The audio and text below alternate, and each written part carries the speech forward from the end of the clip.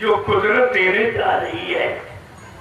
एक ही पवार में सब समझ जाए, देर नहीं लगेगा, देर नहीं लगेगा। एक ही जलजला, ऐसा जलजला आएगा कि एक ही जलजले में ये सब छूट जाएगा, कुछ नहीं दिखाई देगा, न घर मकान दुकान, न हम तुम, कुछ नहीं दिखा। प्रेमियों, इसलिए संत महात्मा फकीरों ने क्या कहा? दुनिया के काम कभी कम न होंगे, अफसोस है कि एक दिन हम तुम न होंगे।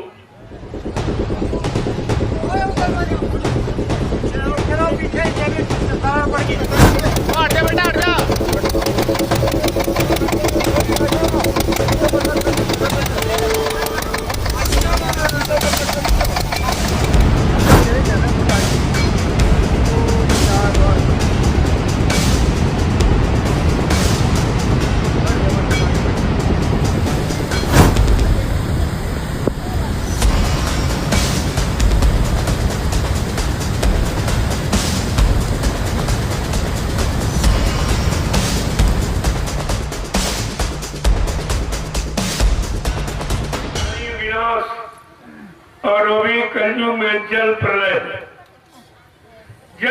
है। जल और आप जल का आपने निरादर किया। एक बाल्टी की जरूरत 20 बाल्टी फैला देते। तो ये नहीं जानते हो जल देवता है, देवता का निरादर करोगे तो तुमको भारी सजा का भुगतान करना पड़ेगा। जो तुमने पानी बहाया, आज जल देवता नाराज हो गया तो सारी सृष्टि को बाहर लिए जाना। आप देखिए उठाकर, पता चलेगा कि जो मांसाहारी मुल्क उनमें क्या हो रहा, कितनी तबाही मची है। अपने आप को बचाना मुश्किल है। सब मकान शहर के शहर, गांव के गांव एकदम खाली पड़े, उन मकानों में कोई रहने वाला नहीं। क्या वही स्थिति आप अपनी पैदा करना चाहते? नहीं जाना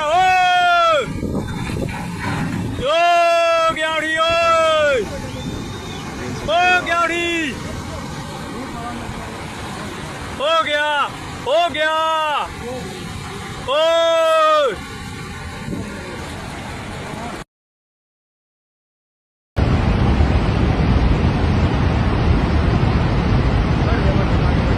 हमारे अधिकारी आए थे माननीय हाई कोर्ट में काउंटर लगाने के उद्देश्य से। एक बहुत बड़ा बोल्डर आप देख रहे हैं उनके गाड़ी पर आया है। ईश्वर की कृपा से वो दोनों लोग सुरक्षित हैं। उनको हम जो है स्वास्थ्य केंद्र पर भेज रहे हैं। हम इस घटना के माध्यम से आप लोगों को सचेत करना चाह रहे हैं कि आप जो है अति आवश्यकीय होने पर ही सड़कों पे उतरें। बहुत खतरनाक स्थिति हो गई है। कृपया कदापि लोगों से, सरकारी विभागों से, माननीय उच्च न्यायालय से चाहे समय ले लीजिए, लेकिन अपने को खतरे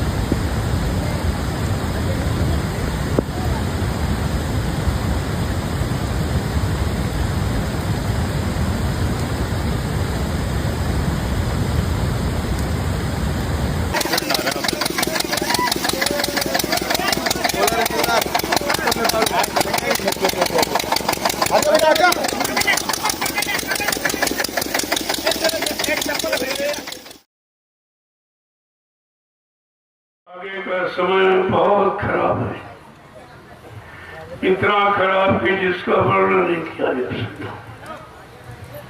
लेकिन आपके समाज के लिए एक युक्ति दी जा रही है कि आप उससे बच सकते हो। अगर आप लोग शाकाहारी हो जाओ और ये प्रभु का भजन करने लगो तो बचाव हो सकता है। गोस्वामी जी महाराज ने रामचरितमानस के उत्तरकांड में कलयुग को जीवों के बचने का उपाय बताया है कि ऐसे बिन हरि भजन खगेसा और मिट्टी है न जीवन कलेसा। कहते मानव जीवन में आने वाले जितने भी कष्ट, कोई बीमारी हो, परेशानी हो, तकलीफ हो, दुख हो, ये सब झगड़े झंझट का प्रभु भजन से चले जाएगा। प्रभु का भजन, और इसीलिए मानव तन मिला और जीवात्मा रूह इसीलिए मांग के ले आई खुदा से, अल्लाह ताला से।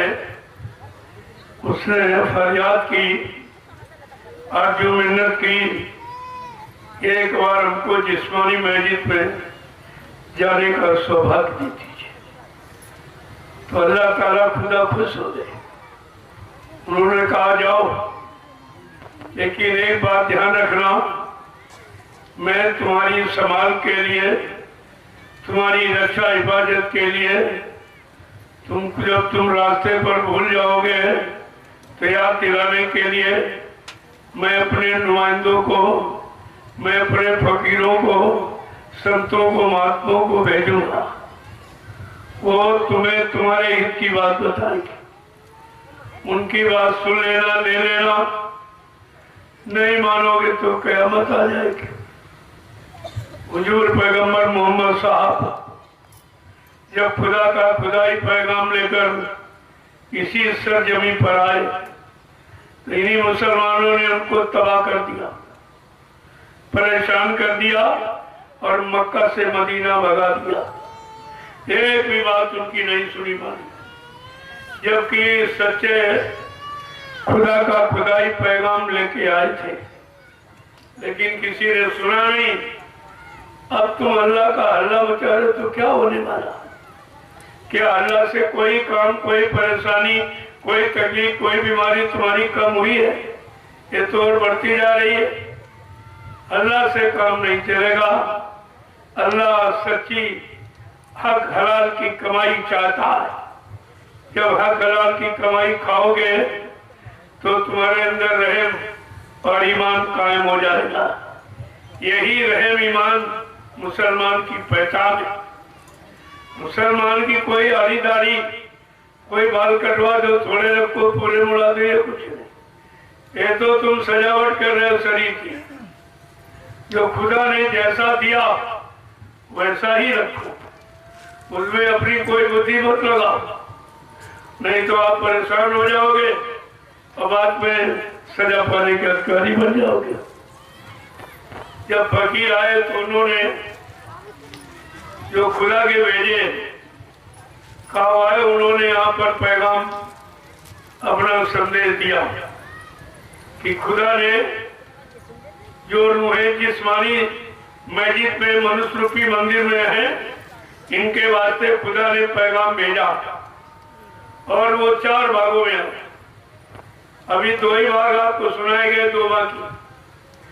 जब 2 सुनाए गए वही आपने नहीं सुने तो कहा जब नहीं सुनोगे मेरे भेजे पैगंबर, पीर औलिया, मुर्शिद कामिल फकीर और ये फकीरों की बात नहीं मानोगे तो कयामत आ जाएगी। उर्दू में कयामत, हिंदी में प्रलय कहते हैं, यानी विनाश। और वो भी कलयुग में जल प्रलय है। जल प्रलय है जल, और आप जल का आपने निरादर किया। एक बाल्टी की जरूरत 20 बाल्टी फैला देते। तो ये नहीं जानते हो जल देवता है, देवता का निरादर करोगे तो तुमको भारी सजा का भुगतान करना पड़ेगा। जो तुमने पानी बहाया, आज जल देवता नाराज हो गया तो सारी सृष्टि को बाहर लिए जाना। आप देखिए उठाकर, पता चलेगा कि जो मांसाहारी मुल्क उनमें क्या हो रहा है, कितनी तबाही मची है। अपने आप को बचाना मुश्किल है। सब मकान शहर के शहर, गांव के गांव एकदम खाली पड़े, उन मकानों में कोई रहने वाला नहीं रहा। तो वही स्थिति आप अपनी पैदा करना चाहते हैं।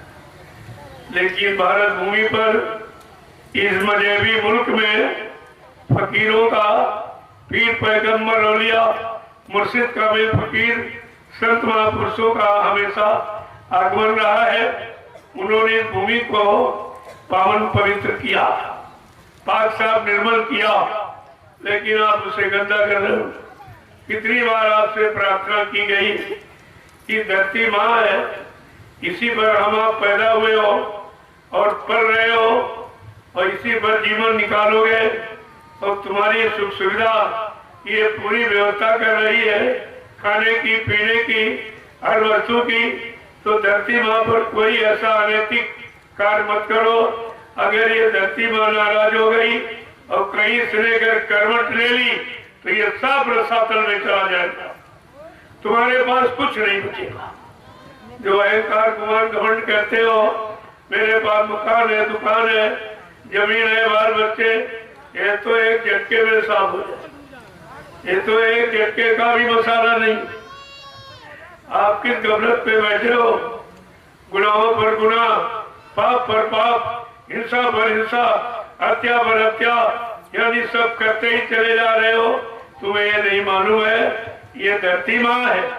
इसी धरती माँ पर संत महात्मा फकीर पैदा हुए और तारी शक्तियां जिनको भगवान का, खुदा घाट का, सदगुरु का, सब इसी भूमि पर आए हैं।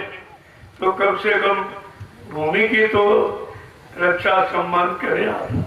वो भी सब बोल गया सब जिसकी जो इच्छा में आ रहा वो कर रहा है। आप भी कर्मों पर विचार नहीं करते हो। कौन कर्म हमारे करने से हमको कौन सजा मिलेगी, ये कर्म हमको कौन सी सजा देंगे, आपने कभी सुना माना है? और फकीर महात्मा उन्हीं कर्मों की बात बताने आए हैं कि आपको कैसे कर्म करना है, कैसे नहीं करना है। ऐसे नाकिस कर्म मत करो जिससे खुदा नाराज हो जाए और आपको कोई सजा दे दे। कल मैंने आपको बताया था खुदा की नाराजगी हमारे गंदे कर्मों के कारण है। भाई किसी आदमी को बुलाओ 2-3 बार, अगर न बोले तो आप समझते हो ये नाराज है, फिर उसकी नाराजगी का आप पता लगाते हो। लेकिन 5-5 बार नवाज अदा करते हो, 5-5 बार खुदा को बुलाते हो। खुदा एक बार भी बोला कभी बोला तुम्हारे बुलाने से? तुम्हें सोचना चाहिए आखिरकार मैं 5-5 बार नवाज अदा करता हूँ, खुदा को पुकार गुहार लगाता हूँ, खुदा क्यों नहीं बोल रहा है? क्या नाराज से गलती हो गई, क्या गुनाह हो गया, क्या पाप हो गया जो खुदा नाराज हो गया? कभी इस पर विचार किया? कुछ धीरे धीरे अल्लाह बचाने की आदत बना लिया। बोले चाहे कोई ना बोले, आए ना आए, दर्शन दीदार उसका हो ना हो, लेकिन अल्लाह बचाते रहते। तो इससे होने वाला क्या? अरे भाई जब कोई काम करते हो तो लाभ पाने के लिए करते हो। खेती करते हो, अनाज पैदा हो तभी करोगे, नहीं होगी मत नहीं करोगे। व्यापार करते हो, मुनाफा न हो तो आप व्यापार नहीं करोगे। नौकरी करते हो, तनख्वाह वेतन न मिले आप नौकरी नहीं करोगे। लेकिन जो पूजा और इबादत और भजन ये आप सब लोग कर रहे हो, मैं सबके लिए कह रहा हूँ, किसी एक के लिए नहीं। और किसी को कुछ नहीं मिला। कोई बता दे पंडा पुजारी जो मंदिर में रात दिन हल्ला मचा रहा लाउडस्पीकर, क्या हुआ? भगवान मिला क्या? कोई देवी देवता मिले आज तक? मुल्ला मौलवी बता दे कि तुमको कोई अल्लाह, कोई खुदा मिला आज तक आपको? और मतलब यानी कोई ईसाई यानी पादरी कोई बता दे कि तुमको गाड मिला? किस गाड की प्रेयर करते हो, प्रार्थना करते हो, तुमको गाड मिला आज तक? अरे इन पत्थर की इमारतों में न कभी आया है, न है, न कभी आएगा। ये तो यादगार स्थल, यहाँ बैठकर उनकी याद करते, वो भी पाक साफ होकर, गलीज गंदगी में नहीं। पाक साफ का मतलब कोई नहा के कोई अच्छे कपड़े पहन लिए, कोई चंदन टीका पाटा लगा दी, ये सफाई नहीं। ये तो बाहर की सजावट, ये सजावट और बनावट ये काम नहीं आएगी। तुमको इबादत, पूजा, भजन अंदर से, जो अंदर की जीवात्मा बैठी है, खुदा की रूह बैठी है, उस रूह से इबादत करो। वो बोलेगा क्योंकि रूह खुदा की, ये जिस्म नहीं उसका। जिस्म शरीर तो काल का, लेकिन ये रूह खुदा की है। और तुम खुदा की रूह से कभी इबादत करते नहीं हो और काल के शरीर से और जवान से अल्लाह बचाते, इससे कुछ होने वाला नहीं। कितना समय गुजर गया, कितने पुरखे और पूर्वज सब अल्लाह बचा के चले गए। किसी ने ये लिख के नहीं दिया कि हमको अल्लाह मनाने से मिला, हमको अल्लाह बचाने से अल्लाह मिला था, भगवान मिला था, खुदा मिला था, गाड मिला था, सच्चा सदगुरु मिला, देवी देवता मिले, ये कोई लिख के नहीं दिया। फिर आप किसकी बात मानते हो? आपकी धर्म को मानते हो?